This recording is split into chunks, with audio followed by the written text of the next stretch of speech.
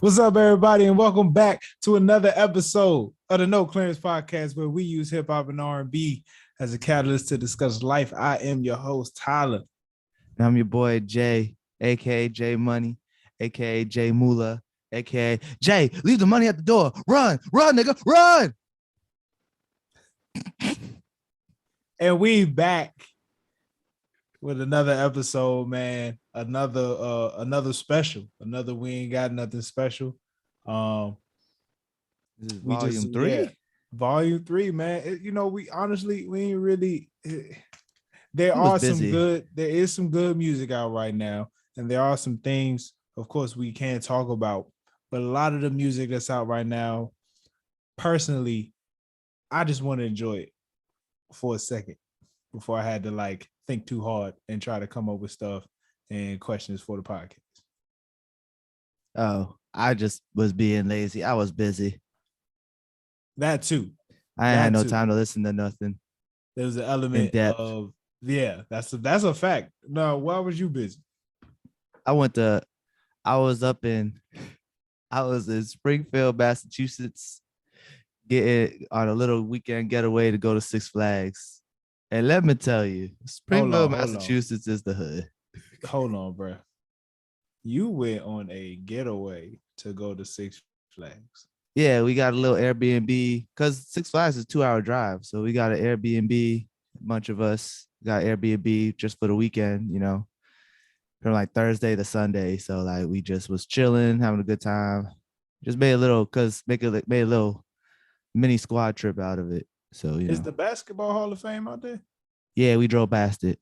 Oh, okay. Yeah, I'll tell you why that sounds weird to me, just because Six Flags in my area is like 15 minutes from my house. And I've been to Six Flags. I've been going to Six Flags all my life, and I would have never thought to make a weekend out of Six Flags, even though it is like a theme park. You know what I'm saying?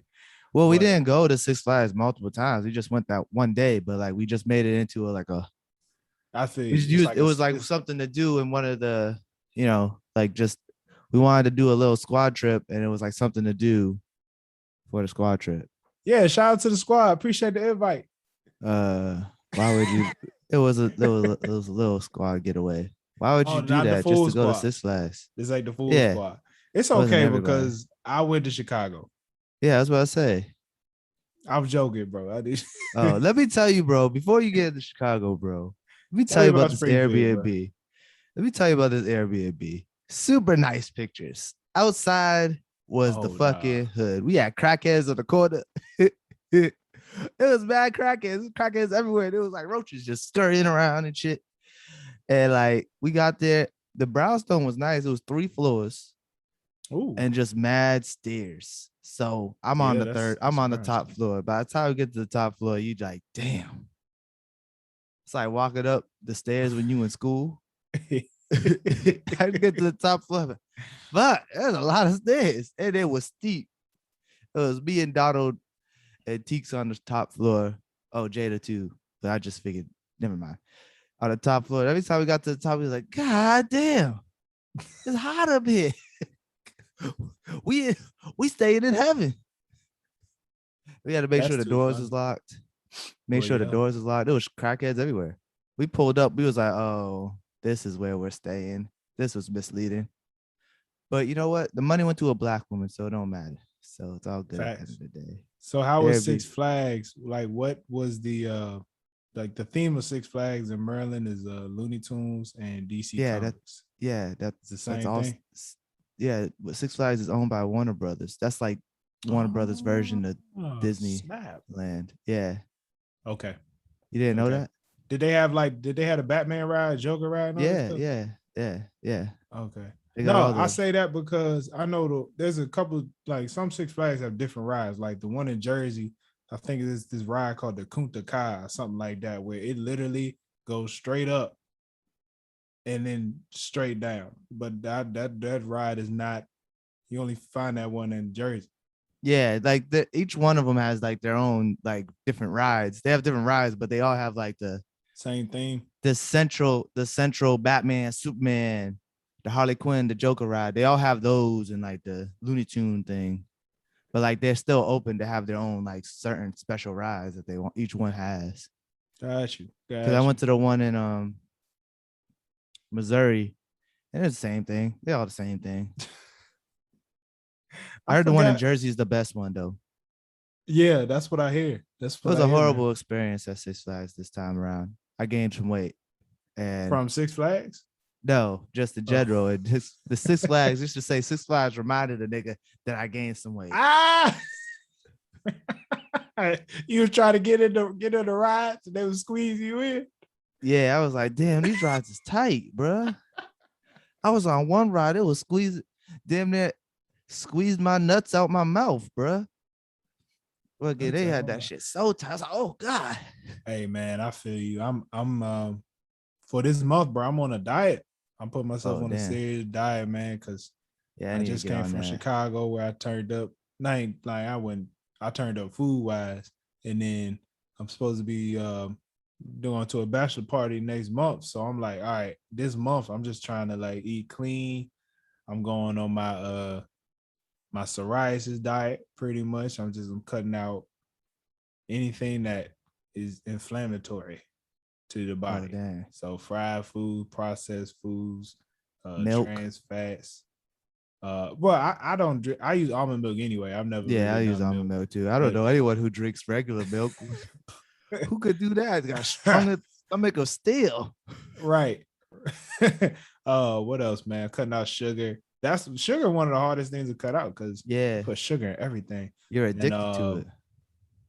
Cutting out meat. And no. Is red meat's like the inflammatory? So the exception is it's got to be ground fed beef and like grass fed. Yeah, that's what I meant. Good Lord, ground fed. That sounds so crazy. Beef eating the dirt. I mean, technically the grass is on the ground. Yeah, but you're right. Grass fed beef.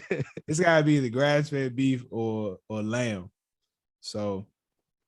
But the key with this diet is to eat like all the foods that's anti-inflammatory. So it's not like just cutting stuff out, but I got to add a whole bunch of stuff to it. So that's what I'm doing for the month. Yeah. Because, bro, I went to Chicago.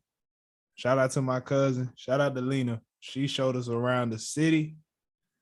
We went to this restaurant, Wishbone. I mean, Cajun omelet with the shrimp and grits, French toast.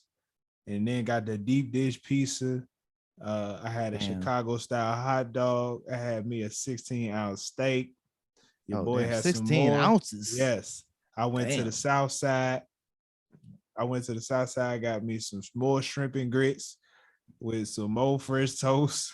I mean, I went back to the city and got some more French toast. Bro, this French toast, I went to this spot called Wildberry, and it was like the French toast was super fluffy. On top of that, they gave me this like berry cream type thing. Oh my goodness, bro. The whole trip, the food was fire. Damn. If anything, Chicago got some good food. And then the whole city is like amazing. Because it's like New York, but it's more spread out. Like I'm not all bunched up trying to get around people the whole time. You know what I'm saying? I'm seeing random people I didn't seen on the internet. I saw John Sally. Out of all people, I see John Sally walking down Michigan Avenue. Ain't he from Chicago? I don't know. Oh, I don't know neither. I haven't heard from John Sally in mad long. I remember I literally just saw him on like the Earn Your Leisure podcast, like talking about business and stuff. Yeah. And then like, it's funny because I felt like I was the first one to recognize him. Right? I was like, yo, that's John Sally. And then next thing you know, somebody ran up to him, was like, let me get a picture. And then I see some like hustler dudes on the corner be like, John Sally, I need you for my business, brother. Come on, help me out. Oh man. But yeah, man, Chicago's it's a dope. Sounds like an eventful weekend for both of us. Bruh. I went wine tasting. Man, how was wine tasting? The place we went wasn't the best for wine tasting, but it was cheap. So what we did, we just got like flights. And then like we got the flights and then whatever ones we wanted, we just went up and got a glass. It was only $8. It was $10 for a flight and $8 for a glass and $20 for the bottle. So I'm like, we should all just get a bottle. But then everyone was like, nah, we're going to go out to eat anyway and drink later. So I was like, all right, word. Then went to this Italian restaurant that I'm pretty sure was a front for the mob. But, you know, I'm a digress on that. Digress, my brother, digress. But yeah, this weekend was very eventful for both of us. You know, what's another man. good thing that happened this weekend? What you say? You know, it's another good thing that happened this weekend.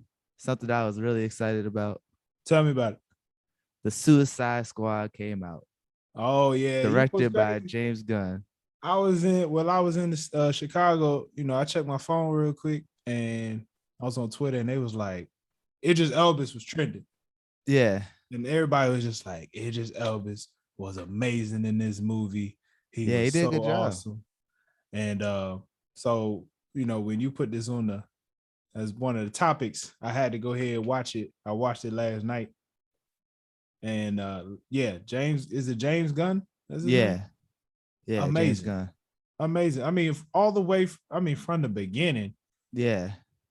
Bruh, when the Weasel was drowning in the water. Fam, I was like, yo, nobody asked the question if the Weasel could swim. No one gave a damn. At the same time, ain't he he's supposed to be like an animal though, right? Like, I have no idea. Don't they like naturally? I have no idea. I would have thought instincts would have kicked in or something, bro. He was just drowning. He brought the most abstract characters from all of DC and just out niggas from the cut. Polka Dot Man. He's a joke. The detachable detachable dude. Yeah, that nigga. Who? It's just they were shooting his arms up. They were shooting his arms up. I thought it was a great movie. It was great. Sometimes, you just got to redo things in order for them to be better. But I like how it was very much over the top. We finally got a movie where ain't been a long time personally since I've seen a movie where people got to bring down a monster. Am I wrong about this? Kind of. Well, maybe. Yeah. They just did it in Loki. I don't know. In what? They just did it in Loki. Yes and no. Yes and no. I mean, I know yes and no. Let's get into spoil. Let's just give people a spoiler warning before we get into deep into this. Spoiler warning. Spoiler alert. We've had to talk about. Yeah. What they fought Starro the Conqueror, which is great because Starro the Conqueror is the first person that the Justice League fought as a team in the comics. Okay. And it's basically this. It was pretty cool to see him in live action on the screen. Yeah. My favorite. Huh? I was trying to eat dinner during that part of the movie, and it was very hard to swallow my food when I saw all them starfish coming out the armpits. When I saw the starfish coming out the armpits, and then the starfish was grabbing the face and all that stuff, I was just like, bro, I really shouldn't be eating right now. It was very much disgusting. But go ahead. Oh, I mean, I could have ate through that. I just thought it was great. I didn't think the first one they made in 2016 was that bad. I didn't think it was bad either. I thought it was okay. I like how it's really this one is a sequel. It's not like they tried to redo anything. It's like a soft reboot at the same time as a sequel.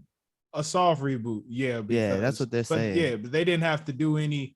They didn't do any real introduction to what Suicide Squad is. It was just real time. It's just let's go. We already fucking know who everybody is. Just get to the point. Yeah. I liked how they kind of low key left the door open for Will Smith to come back. Facts. Even though Idris Elba's kind of playing the same character as he did. Well, there are two different characters in the comics. Huh? In the movie, him and John Cena had very similar traits. So it was and that's just how it is. Yeah. So I thought it was dope. I thought it was funny how Ratcatcher 2's dad was Taika Waititi. I have no idea what you're talking about. So go ahead. So you know how they would do the flashbacks of Ratcatcher 2, that girl with the rats? Mm-hmm. So like when they would do the flashbacks, her father, the guy who played her father, is Taika Waititi. Taika Waititi is he directed Thor Ragnarok and is about to direct the next Thor movie. Oh wow. And he also is fucking Tessa Thompson and Rita Ora at the same time, like a boss. Your face. You just trying to break my heart. He's sleeping with both of them. There was pictures surfacing on the internet of all three of them all cuddled up, making out. It was amazing. Taika Waititi, he's a great director. He got this one. He's a great director. So when I noticed, I was like, oh, they really like saying the F you to Marvel right now. Because the only reason James Gunn is making this movie is because he got fired from Guardians of the Galaxy 3. Yeah. And then which all the actors protested and was like, we're not gonna do it unless they bring him back. So he ended up getting his job back, but at the same time, he was able to do the Suicide Squad and do a rated R, no studio interference movie. It's like no, I like Suicide Squad, and I like it under James Gunn because it's like we can make it's almost like making a superhero movie, but with no filter. Yeah, like in the comics. Yeah, it's like superhero movie with no filter. So, because with the superheroes, I guess they dealing with moral code and ethical things going on with them, but with villains, it's like only reason I'm doing this is so my sentence can get reduced. Like I don't really care who live, who die. Exactly. You know what I'm saying? But then they do have that little one part where we can't just let a whole monster rampage. Yeah. And they knocked out Amanda Waller. I did not see that coming. I did not. But Amanda Waller was a fucking monster, bro. Oh, she's trash. What she said about Idris Elba's daughter, she's only what, 16? She's like, we could charge her as an adult for a felony for stealing a friggin' Apple Watch, essentially. Charge her as a felony. Why would you want to watch TV on your watch? And then he was like, he tried to tell her how to get away with it. Damn, that conversation was too funny. Are you trying to tell me how to get away with this? Are you mad at me because I got caught and not because I stole? Yes. Yeah, because you got caught. I'm not a good person. Who said I was a good person? Oh my goodness. All the way through, man. This movie. John Cena killed it. Oh, I thought John Cena killed it. Bro, he's just sleeping in his underwear. Yeah, in his tighty whities, bro. Too funny. And when he was like, yo, why are you in your tighty whities? And he was like, that's racist. He killed it. He killed it. His betrayal when he killed Rick Flag, I was like, damn. That was tough. Stabbed him in the heart. I was like, oh, shit. Like, I did not see that coming. Not Rick Flag, at least. I thought because they brought him back from the last movie. But that really proved that nobody's safe. Once they killed Captain Boomerang in the beginning, I knew no one was safe. Well, I'm talking DC comic wise. I don't see them killing Harley Quinn anytime. Oh yeah, for sure. If there's anyone that's safe in regards to a script, Harley Quinn. It's Harley Quinn. She's not going no. She's so unpredictable. Yeah. I like when she killed the dude. I was like, I just, I get it. Yeah, because she's crazy. But I just nothing. I saw none of that stuff coming, bro. Oh damn! I mean, I didn't see that coming either. They did a good job. Harley Quinn's like the only good thing to come out of the DCEU. EU. Yeah. So the DCEU is the DC Extended Universe. That's what they're like the MCU. Yeah. But the DC is the DCEU. So at DCEU is like the Justice League, Man of Steel. Hold on. Versus Superman. How is the Justice League Extended Universe? That's just what they call their. That's what they call it. Like how Marvel Cinematic Universe, they call it the DC Extended Universe. So like those movies that come out, like Batman versus Superman, the Justice League, Man of Steel, the Flashpoint movie coming out, Shazam. Okay, but All right, I get that that's the universe, but now technically speaking, that don't even sound right. Justice League been around forever. Man of Steel, that's Superman. I could see Batman versus Superman is kind of extended. Suicide Squad to me, to most people, You're would be an really extended focusing universe. on this extended word, and that's Yeah, not the they point. need a better. You can't put They Justice just call League. it. That's what they call it, the DCEU, the extended All right, universe. So they like, need a it's better just name. like They need a they better just name. when they say extended universe, it means it's just branching out. So like, the Justice League's part of the extended universe because there's multiple Like versions of the the Justice universe League. you don't even need extended in Well, universe. you could say, Universe is just a yeah, big thing. They yeah, could have just said the DC universe. but I don't think they want to. They just want to be different from Marvel so bad, but be the same at the same time. They so stupid. Yeah, it's I'm very sorry. dumb. Like It when I first sounds. seen DCEU, I was like, "What the fuck the E stand for?" And they said extended. I was I like, was like, "Okay, I Europe. guess." When you first said it, I was like, the European version. No, no. Well, when did they say extended universe? It's like because they're gonna branch out to so many different things, and they also include the shows, so like Titans and Doom Patrol and Stargirl, the Flash TV show, Arrow. All them shows are part of the same. They're all part of the same universe, technically. Okay. So I see DC what you're been saying. had a multiverse before Marvel did it in the movies. Marvel's That's just very doing it true. way better. It's very true. They both have multiverses though. That's how they explain having different variations of their characters in the comics by Right. saying it's a Right. multiverse. But yeah, I see that you put like what are your top 5 DC comic movies on the agenda. So do Let's you get want to into do it. like just DC in general, or do you want to do like DCEU? I'm talking DC in general. Okay. Okay. So personally, most of them is Batman. I'm gonna just Yeah. They got like 4 and let me Superman be corny movies. real quick. Number 5 is Batman, the one with Mr. Freeze. To me, that's an all-time classic.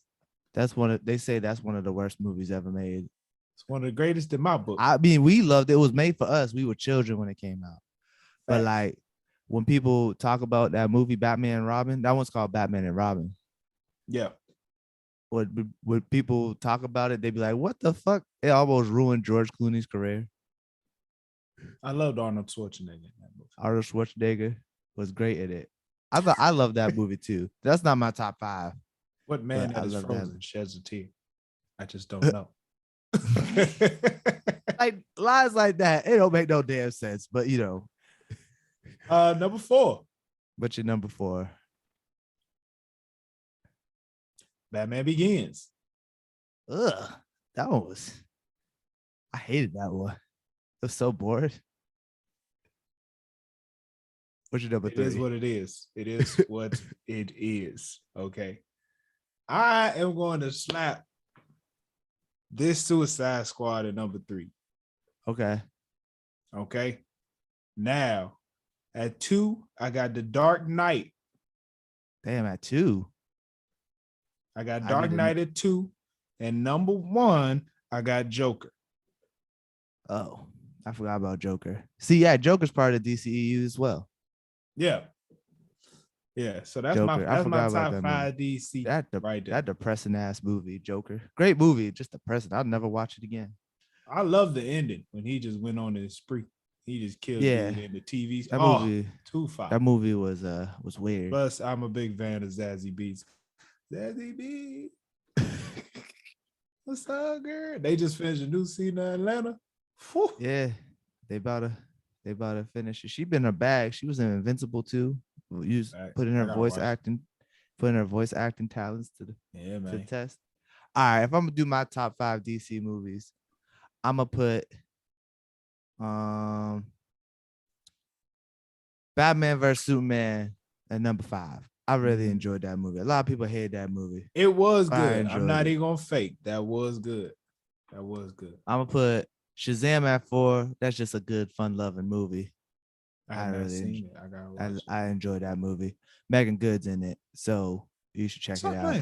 I'm not. Hey, Devon Franklin, shout out to you. No disrespect when I watch the movie. Megan Good's in it. I'm gonna put number 3. Number 3, I'm gonna put Dark Knight at number 3. You got 2 movies better. Yes. I'm gonna put this Suicide Squad, the Suicide Squad. I'm gonna put this at number 2. This is a joke.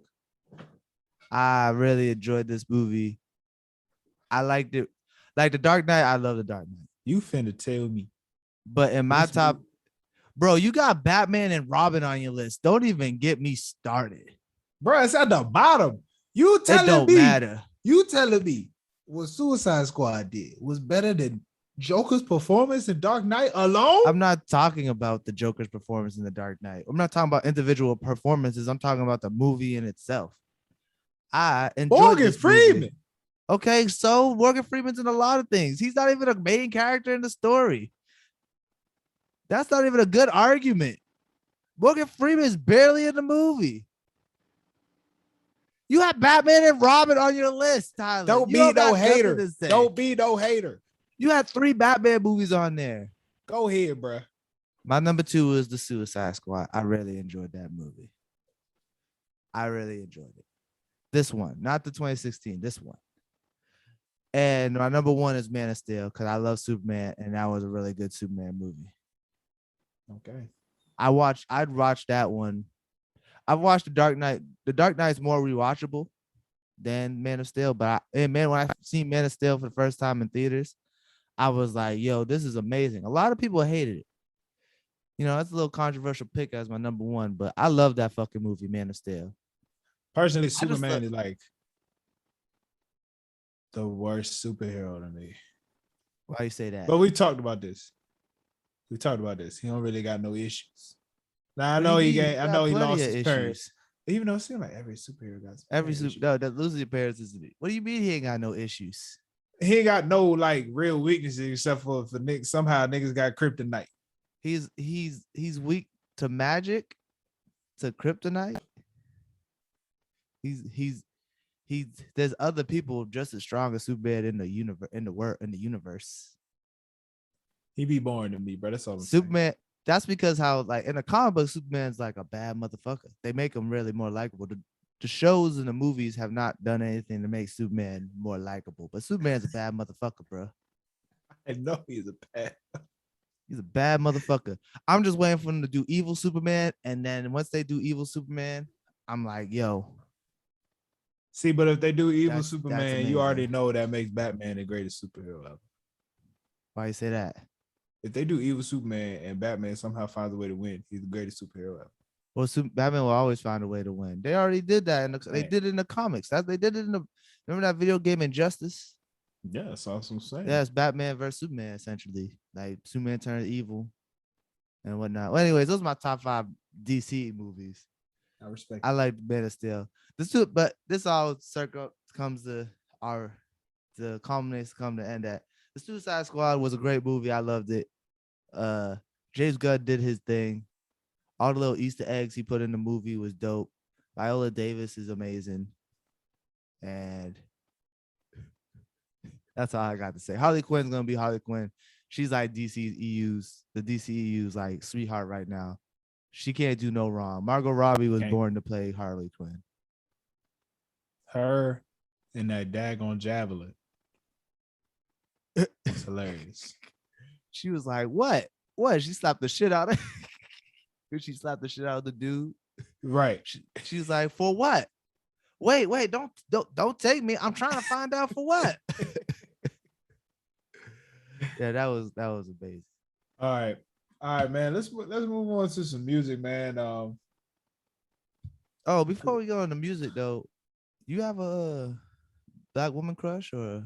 I got a black woman crush. Do you got a this would have been my thank you black man week. I'm gonna go ahead and let you do your black woman crush, and I'm gonna think about this for a second. My black woman crush is I gotta look up her name. I don't know how to pronounce it properly. But her name is A Thing Mo. She is a beast. Yeah, she is the first black woman to win the 800 meter in 53 years. She broke the record, I think. Well, with the Olympics and everything going, I feel like She's the there's nothing first but American, as a matter of fact. first American to do it in 53 years. And she's the first Black woman to ever do it. That's what you're Yeah. saying. That's dope. She was pretty much the front runner. I mean, wasn't she the anchor for the she was the anchor 4x4? for the 4x4 400, right? Even in the daggone qualifier, the Olympic qualifier, like running in America, dusted. And she is, how tall is she, bro? I don't know. She looked tall as hell. She only 19 years old. I know. Which is crazy. She's only 19 and she broke the record. She got like the second. She's like the second fastest 800 in like the world at the moment. And she like broke the record. She's like the second person to break the record, which is crazy. The only person they said was faster than her was Sydney McLaughlin.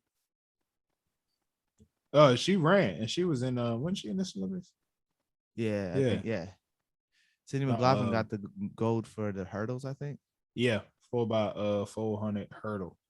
This is my favorite time. This is my favorite time when the Olympics come around, because like you just see Black excellence on a massive scale. That's a fact. Like, that's a fact, bro. It's amazing. So like I just want to say thank you, Thing Mo, for doing your thing, and you got a career ahead for you, girl. You got a thank you, Black man. Give me 1 second. Oh my god, I got something to say, but let me just double check before I say it. Let me double check. I'm about to say some ignorance. So while you search, I'm gonna talk about. Okay.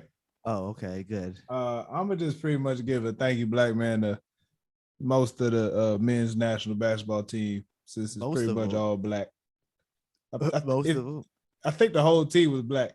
Yeah, I think so. All right, shout out to the men's basketball team, because there was a lot of haters this year. People getting upset because they lost to Nigeria and France in the warm-up games. Yeah, an exhibition. And exhibition, like we care about exhibition. We show up when it's time to show up. Shout out to KD. That's straight out of Suitland, Maryland, repping the DMV as always, closing the game out. But do you fault people for getting nervous? No. Yeah, I look. This is a USA basketball. I don't get nervous over no exhibition. Okay. But do you not fault do you not fault that people for being nervous? Because it's like, yo, this is US basketball. We don't lose to anybody in other countries. I would never get nervous. I would never get nervous when KD is on the team, when Jason Tatum. I'm just saying exactly, but that's what I'm saying. But that's what I'm saying. Why did we have these guys on the team? Why are they accepting a loss? Because it's an exhibition. It doesn't matter if it, but you got to understand, Greg Popovich is the type of dude that be like, hey, let's just try something real quick. It's an exhibition. Let's try stuff. We just playing with their heads. But that's the thing. That's why people, I think, were getting nervous and getting upset, because it's like, why take an L when we could just win everything?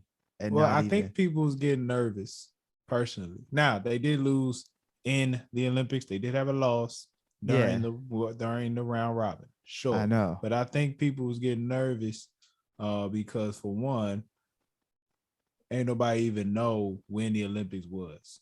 I'm sure when they heard that first loss, it was like, the Olympics started.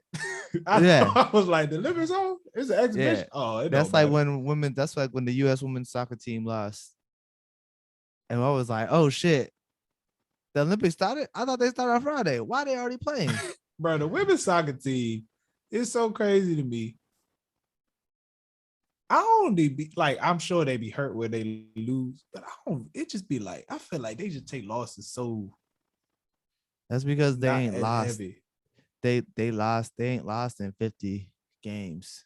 They got the bronze though. Yeah, which is like the only reason I think they lost is because Canada was younger and faster. Our team, our like best player is 39.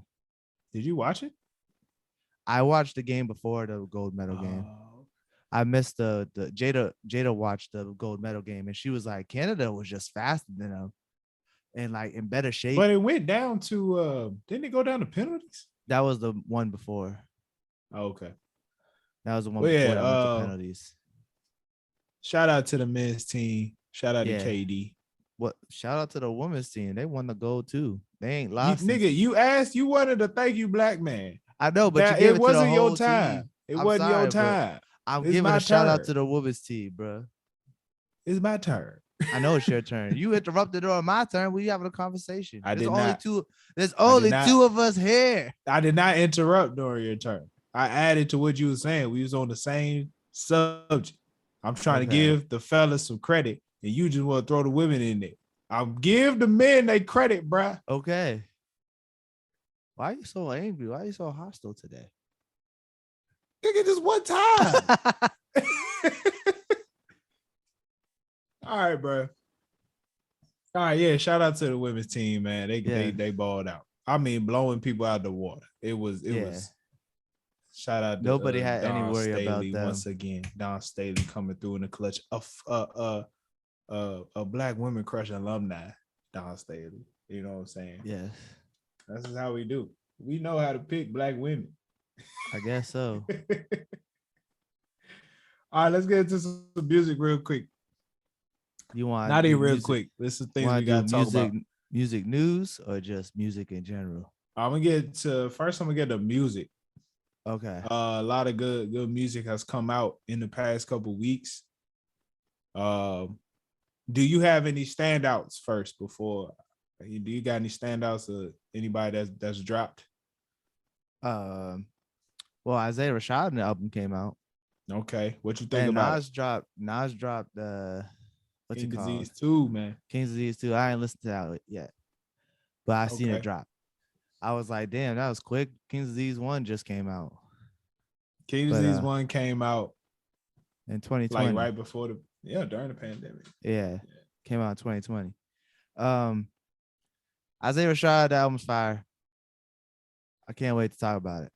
You got any? That's all I got to say. That's all I got to say right now. I don't want to talk too much into it. I don't want to take away from the episode. The future episode we're gonna do. You got a top three? Top three songs? Yeah. No, not at the moment. Okay. I really like it. Songs.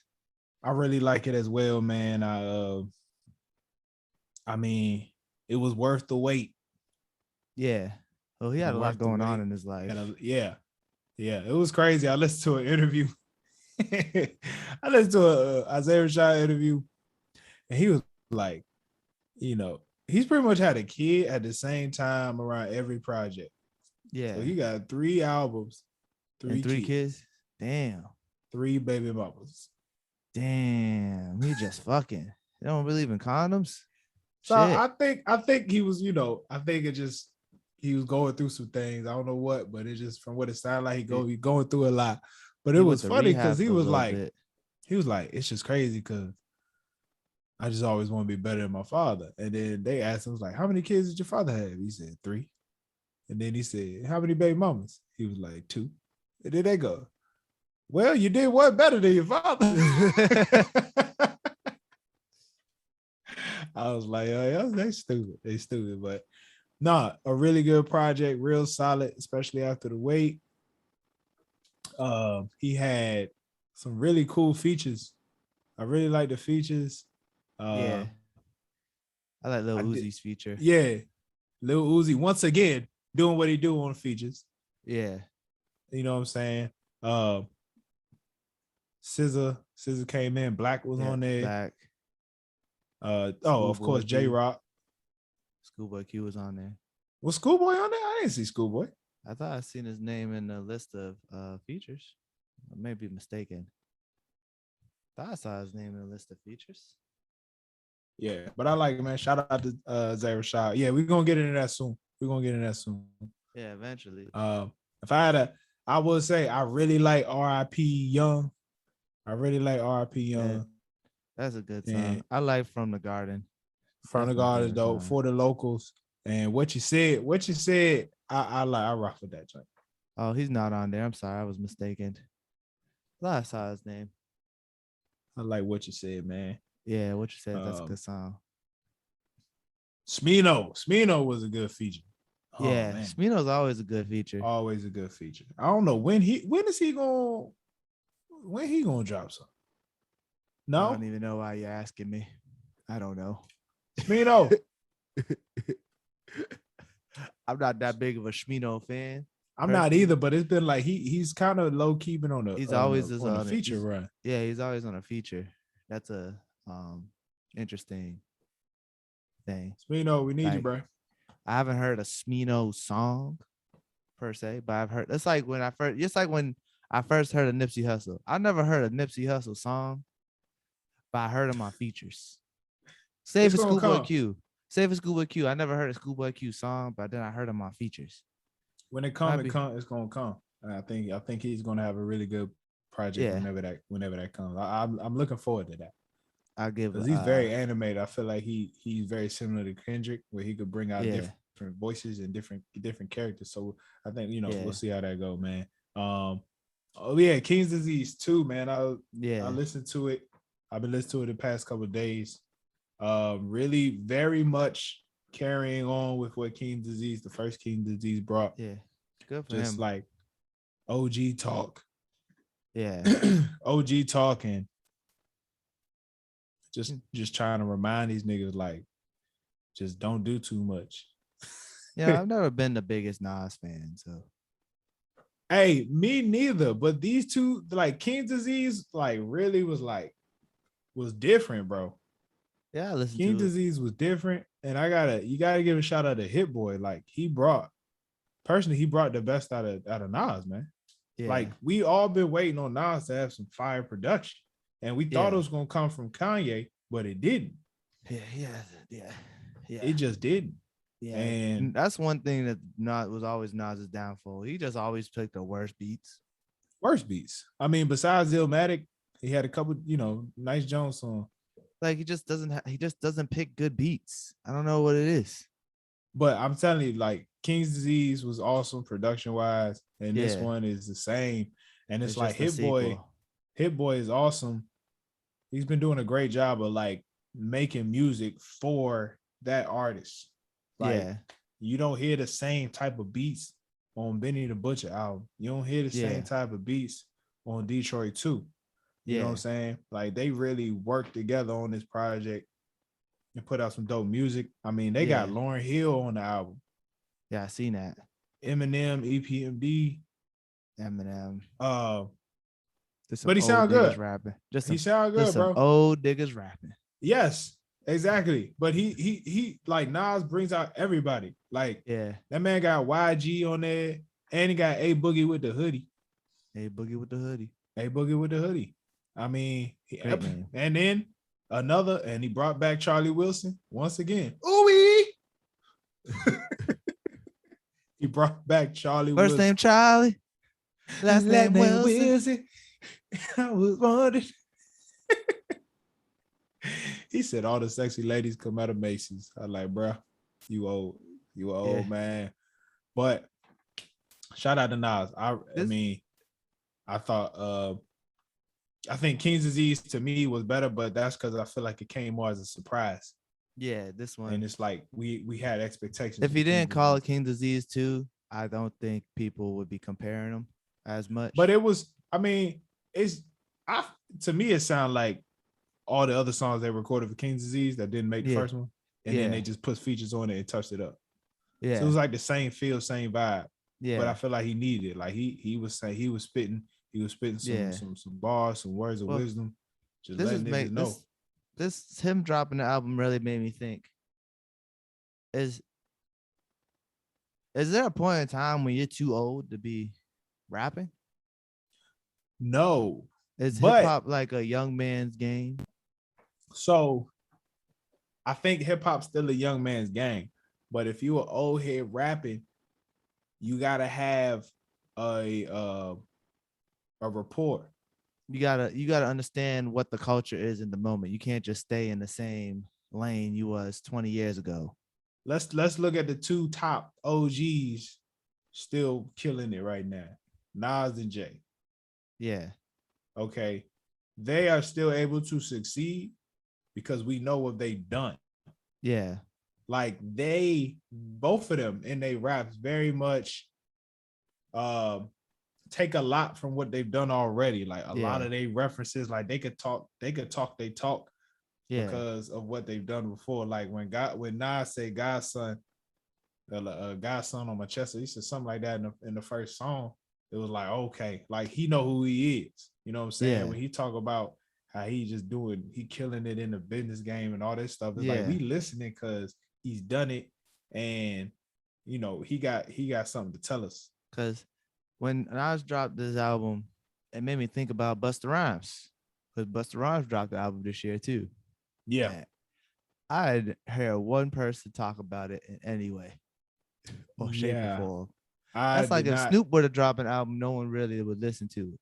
Well, that's because Snoop dropped a gospel album, and like none of them songs is like being talked about. Like, you know what I'm saying? Like a lot of, I feel like when Snoop's you're an older album rapper, was nominated for a Grammy in the gospel. Yeah, it was. It was. Snoop. Like, is there Snoop don't promote it though? Snoop don't promote it like I got something to say to these niggas. You know what I'm saying? Snoop just be like, I dropped something. He'll go on the radio real quick, talk about it. Like it's not. It don't feel as serious as like when King's Disease dropped. Yeah. Or when 444 came out. You know what I'm saying? Yeah. So it just made me think, like, all these older rappers, like from the early 2000s, like it makes me think about like if the Locks or Dipset would have dropped an album right now, would anybody listen to it? Because Jim Jones would drop a couple albums, and he has some fire songs, but like nobody's really like talking about it. It's not like up for like, oh snap, Jim Jones still got it. No one really talks about it. So like it made me think of it. It's interesting because Jadakiss did drop an album last year. Yeah, exactly. And I didn't even know. Well, I think we gotta understand that low key Jadakiss ain't really part of our generation. Yeah. So our generation is Drake, Kendrick, and Cole. And Jim Jones is kind of in the middle of it. Like he's in the middle. Like Dipset, we was kids. We was kids. Same for the Locks though. Popping. So yeah. So unless you had like an older sibling that was really into that stuff, I feel like it was hard to like get in. I mean, for those who are into it, you know, shout out to you. I know for me, Dipset to me is more of a culture. Yeah. Than the music. Like to me is more, I just really like Cameron and a little bit of Jim Jones, but like everybody else, I like Jewel. They got a reputation. Yeah, they got a reputation, but if they drop today, I'll be like, y'all let me know how it is. Yeah. So it just made me think, because did you watch? I feel the same about Kanye. Huh? Did you watch the verses with the Locks and Dipset? I've heard a lot about it, but I ain't see it, bro. I just saw a couple clips, and everyone's saying the clips make it look like Jadakiss won. And from what I was hearing, it just sounded like the Locks was way more prepared. Yeah. Yeah, that's what I mean. I did see Jadakiss just start going off. Yeah. I also seen someone else say that like the Locks seemed like they were actually friends and actually had good chemistry. And Dipset, they all just seem like they just all grown apart. They ain't cool like that no more. I mean, they got history. I mean, Dipset do got a history. It's not like we do know that they had a falling out. Yeah. Yeah, but I mean, I feel the same way about Kanye's album, bro. I don't really have. Well, here's the thing about Kanye's album, though.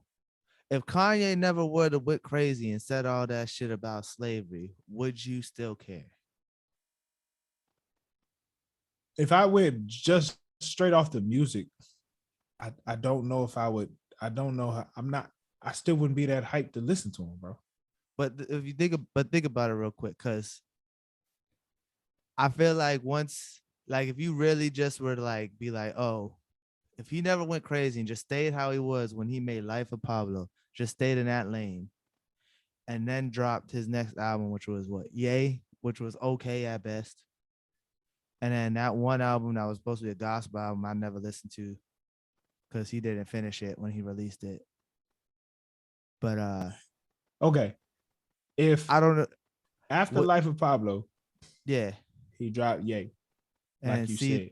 and then the one with Kid Cudi.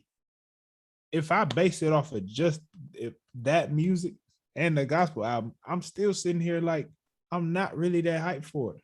Yeah. Because even if we get the whole, if we don't get the slavery conversation, he's still going crazy talking about how much he want to get into design, and it's just like, bro, I get it, but whatever. Yeah. In my opinion, and I wish he stayed in the gospel bag for real. I wish he did more with Sunday Service Choir. Sunday Service Choir was the best thing he did. I have a feeling that like with this album, it's gonna be a lot of Sunday Service Choir. I don't know. Is it even coming? Is it ever gonna come? I don't know, bro. But I've been waiting for you don't Donda spend since all Life that of time. Pablo. I've been You waiting don't spend for all. You don't spend all that time in the Superdome to not drop an album. Yeah, is that what the Mercedes Benz Arena is? The Superdome? Yeah, New Orleans. Yeah. Wait, I thought it was in Atlanta. No, Mercedes Benz. Oh wait. He's in Atlanta. That's the one in Atlanta. What's the one in New Orleans? That's the Superdome. But ain't that Mercedes too? I don't know. I just thought they was in Atlanta, the Falcon Stadium. Oh man, I swore he was in New Orleans the whole time. Oh know. well. You don't spend that much time in a football stadium to not drop an album. That's all I'm trying to say. He said he was supposed to drop it on Friday, and ain't nothing come. Yeah, it's the Atlanta Falcons Arena. Okay. I mean, this is what he do. This is why I'm done. I'm really done with the dude in the sense of it's like the theatrics. I'm not and right. Just drop the project. I'm not waiting no more. Like I'm not. Don't tell me it's coming. Yeah, y'all let me know how it is, and I'll tune in later. But right now, I'm gonna enjoy Isaiah Rashad. I'm gonna enjoy Nas. You know what I'm saying? And I'm gonna enjoy this Vince Staples album. It's the theatrics for me that like is turning me off from it. Like when he did the listening party and it was live on Apple Music, I thought that was cool. I thought it was cool because I was like, if it drops at midnight, that's pretty cool. They did the live experience that we could live stream at the same time, and then at midnight we could just listen to the songs ourselves. But then it just didn't drop, and then he's like, "Oh, I'm gonna drop it on the 6th, August 6th," and then he did another weird ass performance, and he still didn't drop it. So it's like, all right, I'm good, bro. I don't care no more. Like you piqued my interest with the first time. The second time when it didn't drop, I understood. Yeah, I even understood. I was like, okay, he probably was like at the listening event. He was like, you know what? I can fix this. I can fix that. I'm not really feeling it. I need to fix it. I was like, cool. Give him the extra time. But then when he did the same shit again, I'm like, all right, he just trying to be talked about. Ain't no album coming. Yeah, man. Shout out to the OGs that's doing it how it's to be done. Yeah. I just feel like at this stage in your career, I don't need all the antics. Yeah, you don't need to. You do your marketing, you drop when you drop. Yeah, you know what I'm saying. Like what he did was great marketing with the listening event, having all those people there, Drewski in there, all these people in there, and then you just don't drop it. It's like, all right, bro. Like, what are you trying to do here? I don't know. It's just like it's a lot. It's something I don't really care about. I'm curious. Who do you think? I'm gonna just make up a name for this. Who do you think has had like a better OG run? Well, only ones I got in the running right now, Nas and Jay. I'm gonna say Jay-Z. Even though Nas did get a Grammy, but I felt like that Grammy was like a damn, we fucked up. Here's the Grammy. I mean, I don't think so. But there was no other albums I thought were better were nominated. You know what I'm saying? But like at the same time, I felt like this is like oh snap, Nas dropped the album and it's actually good and it's good. Let's put him in the running. Oh, all the other competition isn't that great. All right, fuck it. Give it to Nas. The other competition was actually pretty tough. Yeah. Freddie Gibbs was in that lineup. Yeah, that album was pretty good. And there was a couple other ones. I know we talked about it. Igor was in there. Yeah. But at the same time, I felt like I'm not taking anything away from Nas because I said this before. I felt like he had great music in the past that was better, and he So got passed up on. What are you putting up against King Disease and King Disease 2 that Jay has put out? 444. Like if you want to talk about his later stuff. Yeah. 444. 444. That's just all he needed. Magna Carta Holy Grail was not up to par. But that was also 8 years ago. Yeah, so if we comparing the two, right? All right, we got Nas. What's the album called? Nas with Kanye production. Yeah. Oh yeah, he did have that album that Nasir. failed. It was like Nasir. Nasir. That failed. Yeah, that was a fail. That came out what, the year after or a year before 444? I think it was after. Yeah. But I don't know, man. King Disease and 444 is tough. Yeah. That's what I'm saying. Like, I think we really gotta, if you put those two projects up against each other. I just like Jay-Z more than Nas. I've always had. Yeah, no, I mean I do too. But if you put those two projects up against each other, you really listen to them. I mean, it's tough because it's very similar. They're very similar projects. They talk that talk. Yeah. And that's hard to say. Now, of course, Jay-Z has the secret weapon of Beyonce in the bag. So you also got the Carters. Then you got the Carters. Jay put out the Carters with Beyonce. Yeah. So he always has that Beyonce feature in his back pocket. Like if he ever was like, oh, you dropped a song. If they ever start beefing again, oh, you dropped a song, I'll drop one better. Hey, get on this track real quick, honey. But then I tell you what, I mean, when Nas dropped the album, Jay tried to put out a single with Pharrell, and that did not go well. That was not the move. What was that single called? I don't even remember. There you go. That's the problem right there. Yeah. Something about being black, having a black-owned business. I forgot. I think the song was called Black-Owned Business. I think it was called that. That's funny. But I don't know. Shout out to them too, though, bro. Because you're right.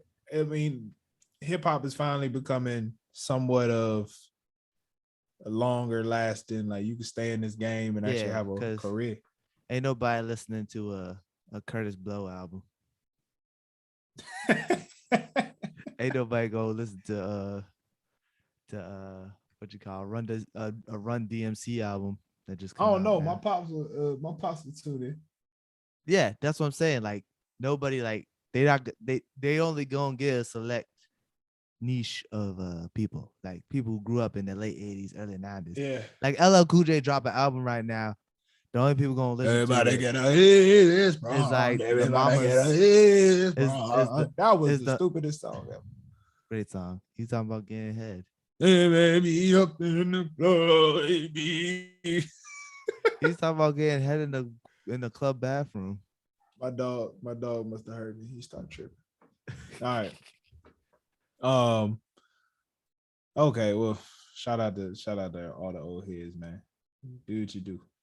Yeah. But yeah, let's get into some topics. Let's get into some news that happened this weekend.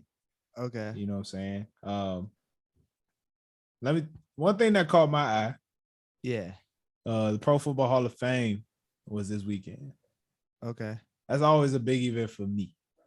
I didn't realize. Growing up, I always that was the event that I was somehow always watch. Doesn't that usually happen around the Super Bowl? No, it normally happens before the first preseason game or around the first preseason game. It doesn't happen around the draft? No. Oh, damn. I had no idea. Who was in it? So it's a heck of a class. I'm not going to name everybody, but some standouts of Peyton Manning. Huh? Don't they only do like 5 people? Bro, it was a whole bunch. No, they don't. They just do the people that people know, because there was some people in the Hall of Fame. They pictures black and white. I don't know none of them. Okay. Ain't that shout out. Sorry to keep interrupting, but ain't that some disrespectful shit that you get? They wait 60 years to put you in the Hall of Fame. Then niggas like Peyton Manning, who just retired, gets put in the Hall of Fame bad quick. Hey man, niggas ain't putting up Peyton Manning numbers. I know, but like, why even put me in? You'll wait 60 years to put me in the Hall of Fame, and I was a beast back 60 years ago. Fuck that, man. Don't even put me in. Oh my goodness. Yeah, you're right. I feel you on that.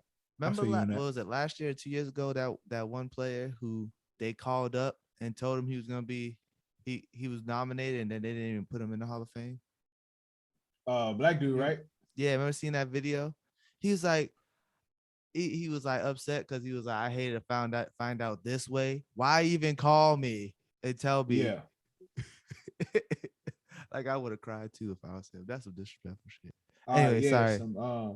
So big names for any of the football heads. Okay. Charles Woodson. Shout out Charles Woodson. Good for him. I thought he was already in there. Calvin Johnson, Megatron made it in. Oh shit, really? He just retired too. Damn. John Lynch. For anybody that was a love defense like myself, that was a big one. Peyton Manning. This is an old name, but Drew Pearson, and I'm shouting him out. This might be my thank you, black man. Drew Pearson, because he finally made it to the Hall of Fame. And when I tell you, every year come by and his name is in the running, so pissed. I mean, is that the one that cried? I think that was the one. Drew Pearson and a couple other ones. I say Troy Polamalu already. No, I didn't know he was in this class. I thought he was already in it.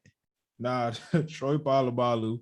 Oh, you know what? They announced it last year. That's why they announced that they made it, but they don't do the ceremony until the first preseason week. Okay, because I was like, all these names sound familiar. Isaac Bruce. I don't know if you remember that name. He played for the Rams back when the Rams won that Super Bowl. Yeah, with Kurt Warner and them. Shout out to one of my father's favorite players, Harold Carmichael for the Eagles. And then I'm saving this Steve Atwater, beast. I'm saving this name for last. Edgerrin James. That's what I was about to ask you. I was like, why you forgetting about Edgerrin James? Edgerrin James. I saved him for last because I want to talk about his Hall of Fame speech. Yeah. It was beautiful. It was very beautiful. First of all, his mama had a gold teeth. He had a gold tooth. I was lovely. I was like, a goatee. I thought you said a goatee. My bad. His mama had a gold tooth. Good for her. He was like, Mama, we made it. And when she smiled, I was like, yeah, they from Florida. That is a fact. He had a couple points in his speech, and social media, I don't want to say social media in general is not telling the whole story of what he said. What he said. Everybody highlighting the piece when he said, people tried to judge him based on his looks, based on his gold teeth and dreads. And he's like, he was one of the first people really to be, have dreads in the league. And they was trying to label him as a thug, label him as a gangster. He was talking about how he never been arrested, never got in no trouble. And, you judged me until you knew me. And then the part that they're putting out there is, he said, I came into the league with gold teeth, and now I lead with this gold jacket, which was dope. But he had a part in there when he was talking about how when he came to the NFL, he had to do his job no matter what. He said, just because even if I knew somebody, even if a teammate from Miami was coming down on a blitz, I had to protect the quarterback. My job as a running back, even if I didn't want to, was to protect the quarterback at all costs. And sometimes in life, regardless of the circumstance, people need to do their job. Yeah. He was like, regardless of who's around you, regardless of the people you're supposed to, protect. He said, regardless of who you're supposed to protect, you need to do your job. And he's like, just stood there and let it breathe for for a couple seconds. And I was like, okay, he had a mission. Like he was on a mission with his speech. But ain't nobody putting that part out there. Yeah. You know what I'm saying? But I just want to show him some love for that one because it was actually a really good speech. And it was with a purpose. It had a serious purpose behind it. So sounds beautiful. Shout out to Edgerrin James, man. And shout out to everybody else that made the Hall of Fame. Yo, watching the Hall of Fame now, it's like, yo, we really getting old, bro. Why you say that? Troy Polamalu, bro. We was watching Troy Polamalu. It just felt like yesterday he was in the league. Yeah. It felt like yesterday. Well, Calvin Johnson really made me feel old. Yeah. But then again, he only retired. He retired early. Yeah. We just saw Peyton like Manning. we was in college. We was in college watching Peyton Manning win the Super Bowl, bro. Yeah, we sure was. And that was 6 years. That was 5 years ago. It's like sheesh. 2016. I think because that's when Beyonce came out. Yeah, 2016. Yeah, that was 5 years ago. And now he's already in the Hall of Fame. That's dope. Imagine only being retired for 5 years and that's, hey, you want to be in the Hall of Fame? Sure. I mean, everybody knew he was first ballot. I thought the rule was you had to be able to leave for 10. See, I don't know these rules, man. All we know is Tom Brady when Tom Brady retired the next year, they put in that nigga in the Hall of Fame. As soon as he retired, right? He should get a gold jacket. There should be no type of waiting. Yeah, what are we waiting for? That's dope. I mean, I didn't even know what was going on personally, so I'm happy you told me that. I thought this Ben had happened.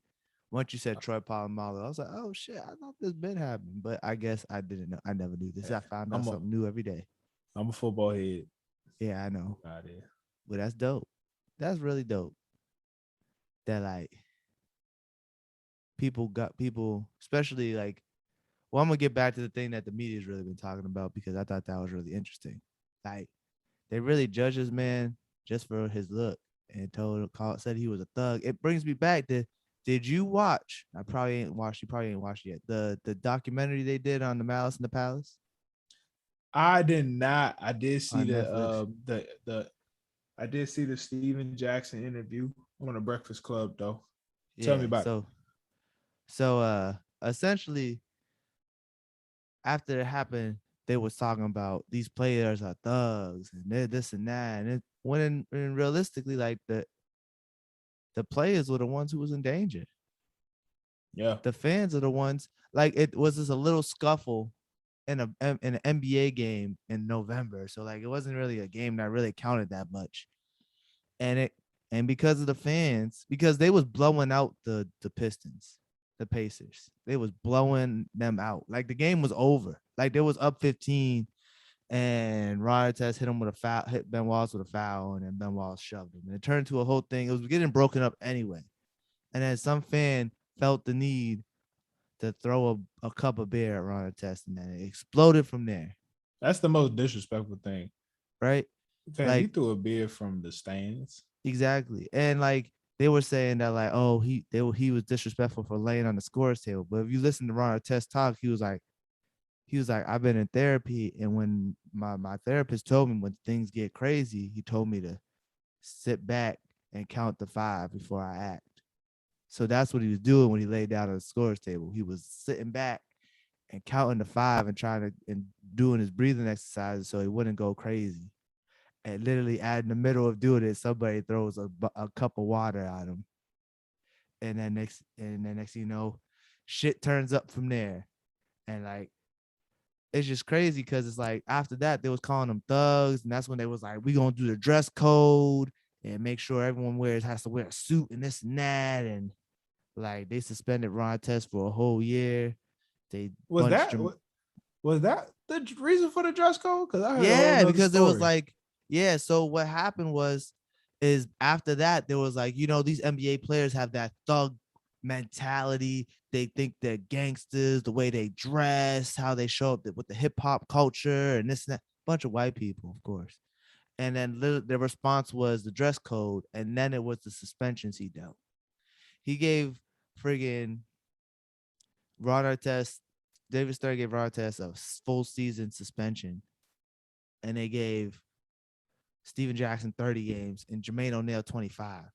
And when Jermaine O'Neal appealed it, the judge said to him, after watching the video, you were completely justified in everything that you did because you was defending yourself because there was 20,000 people trying to kill y'all. Right. So like, they just like twisted it and demonized it. And if you watch the full video, the fight was over.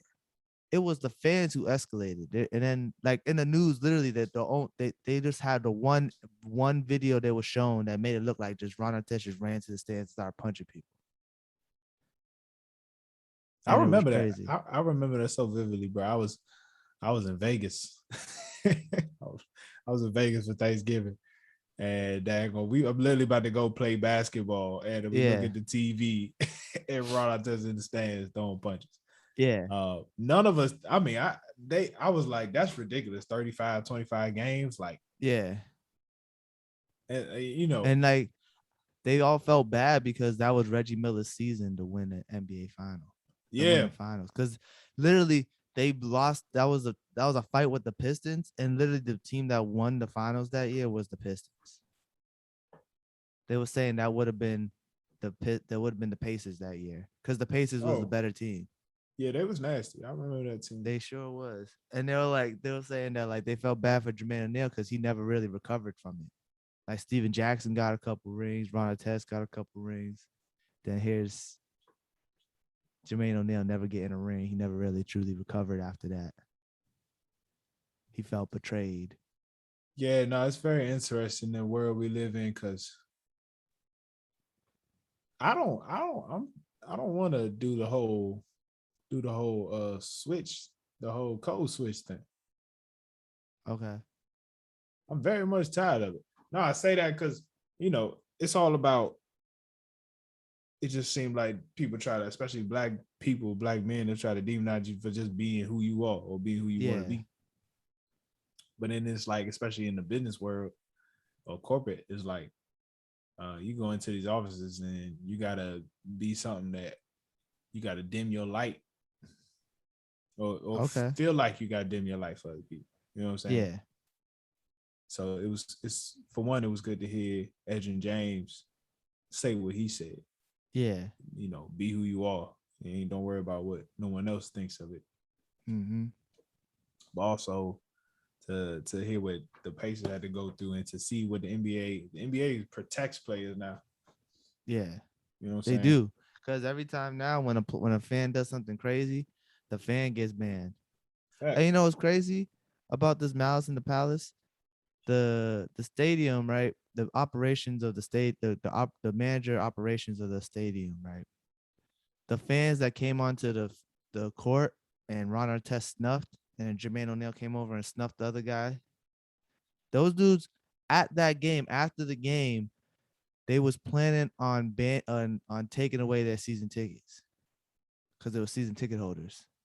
So they was literally discussing before the game. Yeah, after the game, we're gonna call them in and we're gonna tell them we're gonna take away their season tickets. And that same game, they came down to onto the court, and one of them got so these Ron dudes Artest. was already on the list, like they was wilding. Yeah, well, not the one who threw the bear can. It was a different guy who threw the bear, who booted. But like there was guys who came down to the court, and one of them got snuffed by Ron Artest because he walked up on Ron Artest and squared up, and Ron Artest snuffed him. Which, realistically, if someone comes up on you in a situation like that and squares up, you're gonna defend yourself too. You're perfectly justified in that situation. Gotcha. But get this: the one who threw the bear can, the prosecutor seen it and was like, I know him. And it was like his friend's husband. And he was like, actually, yeah, I was the one who identified him because I was thing. And this nigga was kikiing, talking about I threw a bear I threw the cup. And then because when Ron Artest ran up to the stands, he didn't get the guy who threw the cup. It was a different guy. Yeah, I remember that. He got the wrong guy. And then he's like, they were like, you didn't feel bad when you threw the cup? You seen Ron Artest come at you? He was like, nah. He's like, I was just happy I wasn't that guy. I mean, it was tough. Yeah. I gotta watch it. I gotta watch it. It's on Showtime, watch right? it. No, it's on Netflix. Oh, okay. It's only an hour long. Cool. Yeah, I can do that. It was dope. Yeah, I know you have a thing against hour-long shows. Yeah, what else, that man? was dope. That was a dope. Summer League started too. Yeah, the only thing I have from Summer League is I'm happy for LiAngelo Ball. Yeah, he's looking good, able to ball out and actually show some, because I felt bad for him. He made one mistake and his whole career just went down the toilet. I'm sure that there are a lot of women lurking around Vegas right now for Summer League. Yeah, that's a thing. That's a known thing. They go I'm to summer trying to league figure out looking for fish to catch. if you was a I don't want to say gold digger. I guess that's the term. If you was somebody trying to get an NBA baller, would you rather go to summer league or All-Star weekend? All-Star weekend. Really? Well, actually, no. Summer league, because there's like the potential that you can wife them up. That you could get wifed up more than All-Star weekend. You just gonna get fucked. Yeah, All-Star weekend don't seem like it seemed like too much competition. Yeah. I guess so. Yeah. I mean, yeah, I feel like if you go to the summer league, a lot of these dudes never seen or been around the women of this stature, trying to be on them like that. Like in college, yeah, maybe, but like now these are like different level, like women who know what they want and how to get it. If you was a single man and you was taller than 6'4", but was not in the league, would you rather? I'd show up to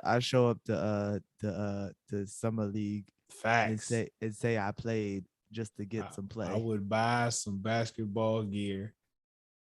Nah, you don't even need the basketball game. You just need to show up to the clubs, the after party, the after events. That's a fact. That's a fact. That's a fact. I don't know. I gotta go to. Well, I don't need to. I'm not. Let me stop. I would like to. No, let me shut up. I ain't gonna say that. Don't do that to me. Just say it. No, respectfully, I would like to see what summer league is like, or what All-Star weekend, but not because of what we just talked about. I would just like to go. Yeah, I would want to go. I always wanted to go to All-Star weekend. See what's going on around it. You know, saying the type of events and stuff like that. Just think about the parties you could accidentally get into. That would be fine. Well, I think how are we gonna accidentally get in? You never know. Sometimes you accidentally get into a party, and next thing you know, you're at a party with Kevin Durant and like LeBron James. Like you never heard that story. Like you ever listen to Say Less with Kaz, and they told a story about All-Star weekend. They had a party and LeBron James just showed up, and KD and everybody and their mama was just in the party. Facts. LeBron was with his wife Savannah. Shout out to Savannah. Right, shout out Savannah. She know how. Speaking of Bron, we can probably end on this, unless you got anything else. Speaking of Bron, Space Jam. What was your opinion? Oh, it was okay. I didn't think anything of it. Like I didn't expect it to be amazing. I thought it was gonna be horrible, but it was okay. It wasn't really playing basketball. I mean, they wasn't really playing basketball in the first one. Yeah, but they at least at least the score made sense. The score, I mean, the whole thing made sense to me. The score? Because it's based on style points. Yeah, but like they didn't really they I feel like they should establish the point system a little bit better. Because they definitely did in the beginning of the movie. Yeah, but I don't know. It was confusing. I'm like, how you drop 1,000 points? Like, how is right? LeBron got dunked on. So like LeBron got dunked on and it was like 300 points. And then later in the movie, right? No, someone gets dunked on and it's like 300 points, style points, blah, blah, blah. And then Don Cheadle dunks on LeBron and they're only down 2. And then later LeBron dunks on Don Cheadle and it's only 2 points. So like it was very confusing because it was like, where's the style points? He got fully dunked on. Well, let me tell you about the first Space Jam. In the first half, they was getting their butts kicked so bad that the scoreboard went all the way up and said, "This don't look too good." And then all of a sudden, it's a close game in the fourth. But that's different. That was a good joke. This score said 1,046 to like 12. I think when we look back on both of these movies in like 10 years, 15, we shouldn't be critically analyzing these movies. I'm telling you, if we look back on both of these in like 10, 15, and when we look back on this one in 10, 15, I think we'll say this was better. You think it was better than the original Space Jam? the beginning was corny. Don't get me wrong. Yeah. Beginning was corny when LeBron was really trying to act, but I'm gonna give LeBron some credit for actually trying to act.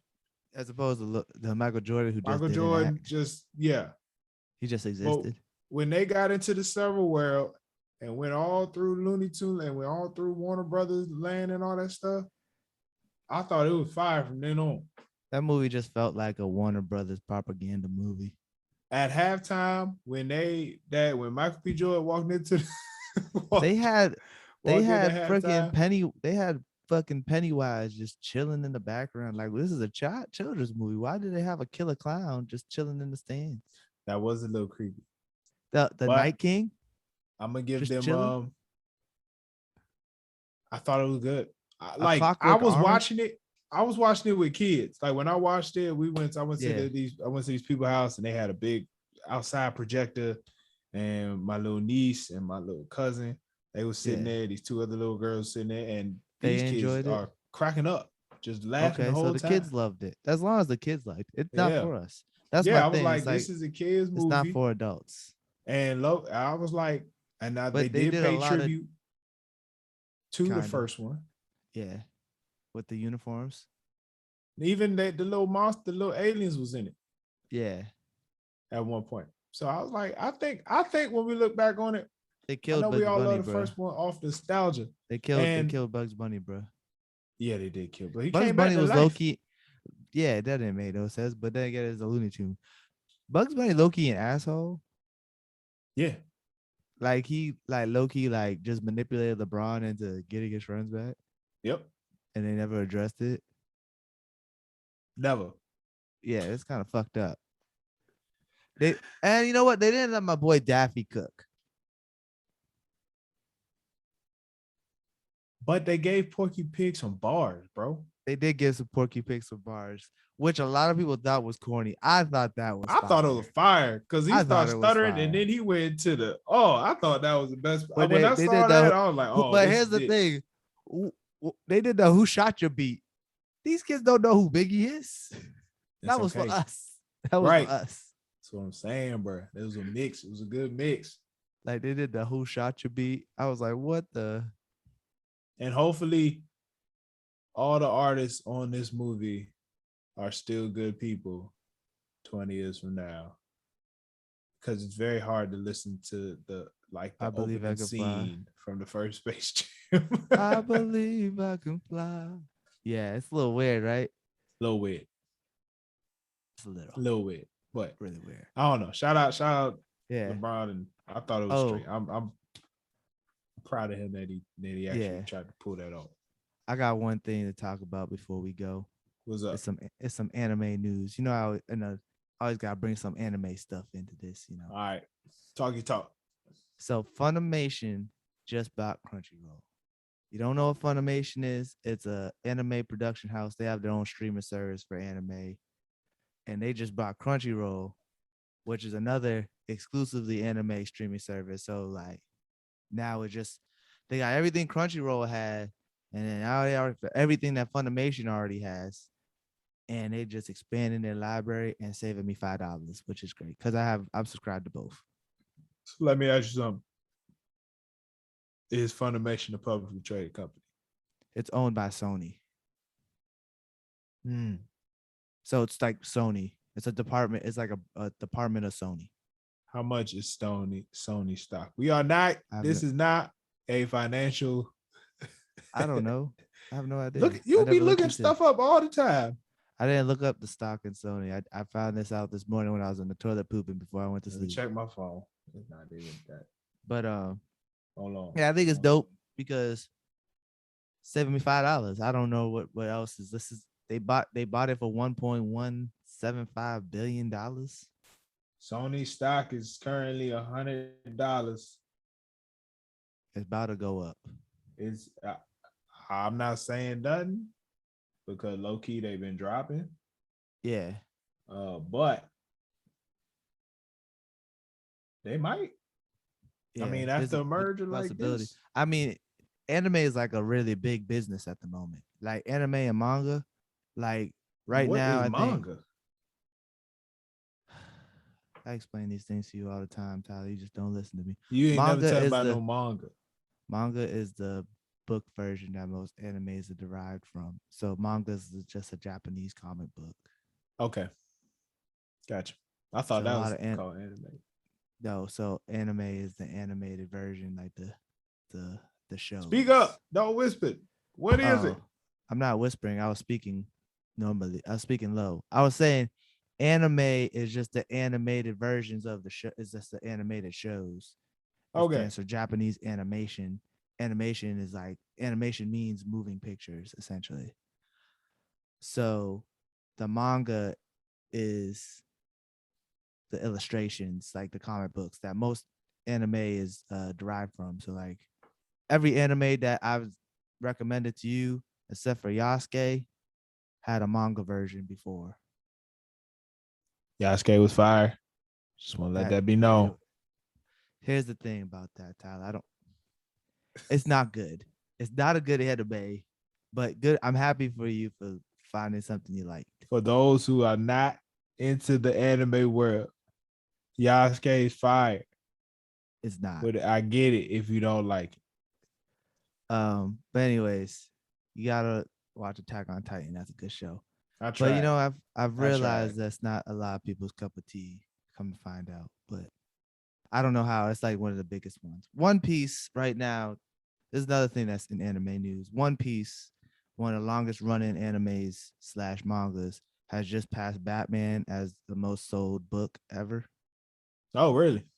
Yeah, the only one they haven't passed yet is Superman, which they're probably gonna pass in the next couple months. This is like most sold comic books.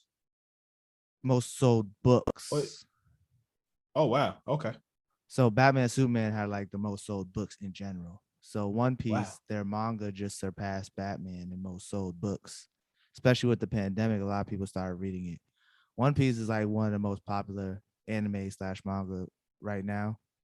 It's like it's almost about to hit 1,000 chapters of manga, and it's about to hit 1,000 episodes of anime. It's been on since like 1999.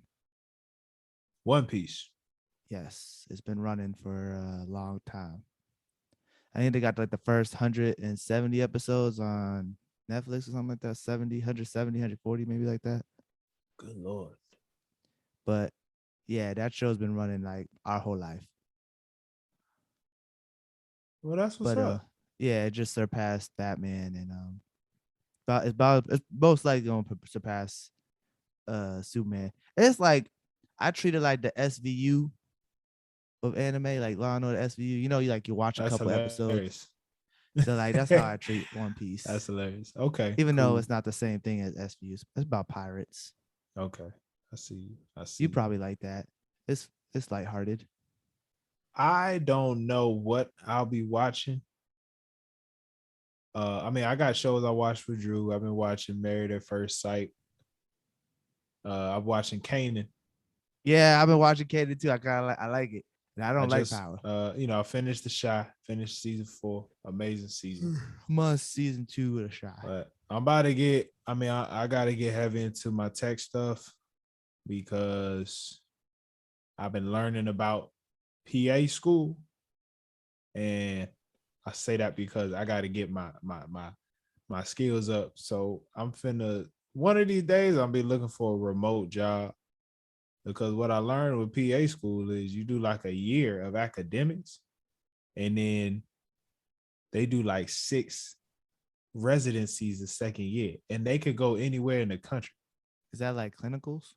Yeah, actual that's what I meant to say, clinicals. So you could do like 6 rotations. That's the word, rotations. So you could do 6 weeks in California and then 6 weeks in Texas and 6 weeks in Pennsylvania. And, and that's just how I go. So my time will be very limited these next 4 months. I'm really going to try to get in my bag and learn a lot more about like DevOps and try to just touch up more on my software architecture and learning some programming languages. For anybody that cares, I've been reading a lot of good tech books. The Phoenix Project is really good. And I'm reading the Unicorn Project right now for those interested in DevOps and what that's all about. Those some good books. What's up? Sounds like paint drying. It's actually hella drama. Like it's a fictional book about DevOps, and it's hella drama. I was tuned in, like I was all in on this. I thought it was literally book. just like a book year, a school book. Nah, this is like this dude wrote a fictional book about DevOps and how DevOps pretty much changed the game. Like, you remember back in college when there was like everybody knew the next iOS was dropping, and everybody pretty much had to make sure you had internet connection at night, and you know, everybody's phone upgraded that night, and then you was just trying to see who got the bugs the next day. Like, you remember those days? Yeah. DevOps pretty much completely destroyed that concept of doing like one big rollout. DevOps is the concept of like always dropping new releases, like continuously. Like, somebody say there's a bug, all right, we fix it, and new software just out right away. Just continuous development, continuous integration. That's why when you see like your phone almost having a new release almost all the time, that's like the DevOps process of like, you just make small changes and release, just keep releasing. You know what I'm saying? So that's how like Netflix always putting something new out, or if you check Netflix releases, they'll be like 115.9, 115.20. They just always dropping something and updating continuous. Yeah. So instead of just doing one big update, they just do continuous updates. Right, small pieces and just continue to update instead of just doing like. Cause I remember it was like iOS 8 or something, iOS 7 or something like that. It was like a big deal. Yeah, that was huge. Yeah. So I mean, it's it. I'm just learning, just trying to get things together, man. That's all it is. I had to get my nerdy part. I had to get my nerd stuff out the way. I figured I had to get my anime stuff out the way, and you had to get your tech nerd stuff out the way. But yeah, I got to do a whole I got to touch up on my database stuff. I got to touch up on front end, back end, and all this stuff. So I'm on a journey the next 4 months. Okay. Get my body right, get my mind right. You know what I'm saying? Okay. Morning popping and the podcast. Yeah. I will not ignore the podcast. I'm all in. Okay. I'm all in. All right. Word. Is that it, man? That's all we got. I think that's all we got. One last thing. I was listening to TD Jakes before we got on, and I just want to tell everybody out there, don't be afraid to tell people no, especially people that ain't put in the same work that you have put in. People that is going to try and destroy your energy, the good energy you got around you. Just say no. It's okay. You put a lot of work in to get to a certain point in your life, and if somebody is trying to use you to catch up, just say no. It's all right. That's right. Shout out to TD Jakes. He got a message called what's it called? Hold on 1 second. Let me not get this wrong. Oh dang. It's on YouTube. It's called Get Your Own Oil. TD Jakes. Get your own oil. Yeah. There you go. All right, y'all. Now we appreciate y'all for tuning in, man. Jay, appreciate the convo. Yes. Great conversation. Great convo, man.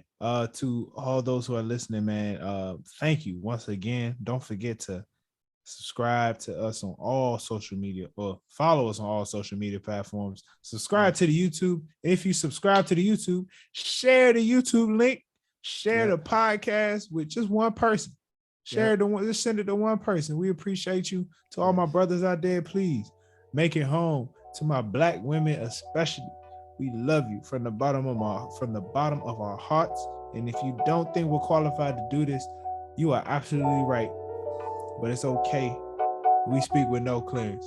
It's the No Clearance Podcast. Peace.